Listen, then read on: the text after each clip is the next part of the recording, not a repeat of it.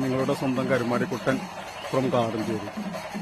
മറവഞ്ചേരി ശ്രീ വല്ലോലപ്പാടം ഭഗവതി ക്ഷേത്രത്തിലെ ഉത്സവം 2026 ഫെബ്രുവരി 2-3 ദിവസങ്ങളിൽ. അപ്പോൾ ക്ഷേത്രമാണ്. വേല മഹോത്സവത്തിനുള്ള ഒരുക്കങ്ങളിലാണ് ക്ഷേത്രം. തലേ ദിവസം, അതായത് 2-ാം തീയതി തിങ്കളാഴ്ച ഗാനമേളയാണ്. കാലത്ത് ഗണപതി ഹോമമുണ്ട്.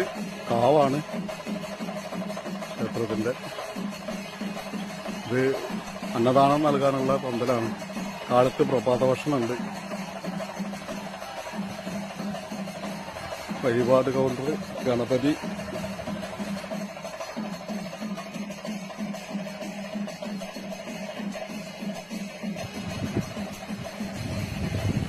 പുതിയ NH ഹൈവേ ആണ് കാണുന്ന 66. ക്ഷേത്രത്തിലേക്ക് വരാനുള്ളൊരു മാർഗപ്പ ഹൈവേ വഴിയാണ്. അപ്പോൾ 4 ദേശത്തെ ഉത്സവമാണ്. അപ്പോൾ വരാനുള്ള ബുദ്ധിമുട്ടൊക്കെ ഉണ്ടാവും. എല്ലാവരും ശ്രദ്ധിച്ചിട്ട് ഒക്കെ റോഡൊക്കെ മുറിച്ച് കിടക്കുക.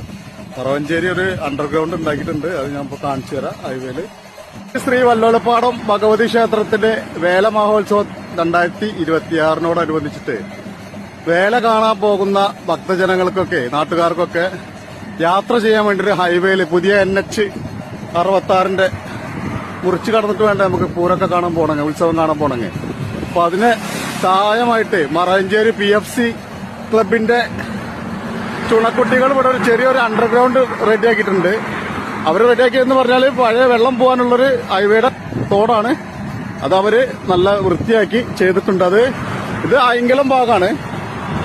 ഈ കാണുന്നത് മറവഞ്ചേരി ഭാഗം, അതായത് നരിപ്പറമ്പ് പൂരം ഉത്സവത്തിന്റെ അമ്പലം നിൽക്കുന്ന ഭാഗമാണിത്. ഈ ഭാഗത്തായിട്ടാണ് അവർ വഴി റെഡിയാക്കിയിരിക്കുന്നത്, അണ്ടർഗ്രൗണ്ട് ഉണ്ടാക്കിയത്. അതൊന്ന് വൃത്തിയാക്കിയതാണ് കേട്ടോ. തോട് വെള്ളം പറ്റിയപ്പോ അത് ഈ വഴിയാണ്. എന്താ ഇങ്ങനെ വരികയാണെങ്കിൽ, നരിപ്പറമ്പിൽ നിന്ന് വരികയാണെങ്കിൽ ഈ വഴി. ഇനി അപ്പുറം മുറിച്ച് കടക്കണമെന്നുണ്ടെങ്കിൽ അവർക്ക് സഹായമായിട്ടാണ് കേട്ടോ പറയുന്നത്. ഉത്സവം നടക്കുന്നത് അവിടെയാണ്.